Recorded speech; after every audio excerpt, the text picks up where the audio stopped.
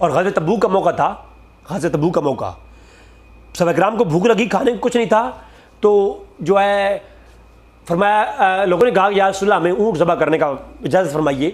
تو صحابہ کرام نے یہ اب مسعد ابی یعلا کی روایت کا نمبر ہے 1194 کہ یا رسول اللہ ہمیں اجازت فرمائیں کہ ہم جو ہے ایک اونٹ کو ذبح کر لیں. تو فرمایا اونٹ کو ذبح کر لو.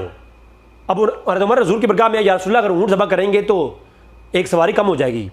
تو اللہ کے رسول نے فرمایا کہ پھر کیا کیا جائے، مشورہ دیجیے. تو عمر فاروق نے فرمایا کہ یا رسول اللہ ہم ساری چیزیں اکٹھی کرتے ہیں، ہم تھوڑی بہت جو کھانے کی ہیں چند لوگوں کے پاس، تو آپ اپنا ہاتھ مبارک کھانے میں پھیر دیجئے، آپ کو یہ کمپیٹنسی حاصل ہے، آپ جب چاہتی ہیں اللہ تعالیٰ فرماتا ہے تو آپ ہاتھ پھیر دیجئے، برکت ہو جائے گی اور سب کھا لیں گے.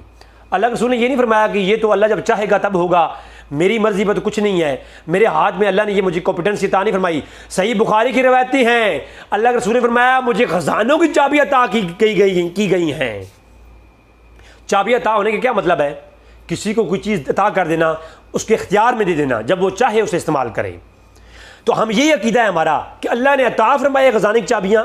اب جو ہے اللہ کے رسول نے، جب عمر فاروق نے یہ عقیدہ بتا دیا کہ جب اللہ کے رسول کے پاس وہ کھانا لایا گیا، اللہ کے رسول نے اپنے لوہا پہ دند ڈالا اور ہاتھ پھیرا.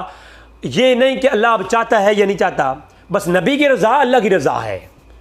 ہائے ہائے ہائے، نبی نے چاہا تو اللہ نے وہ کر دیا.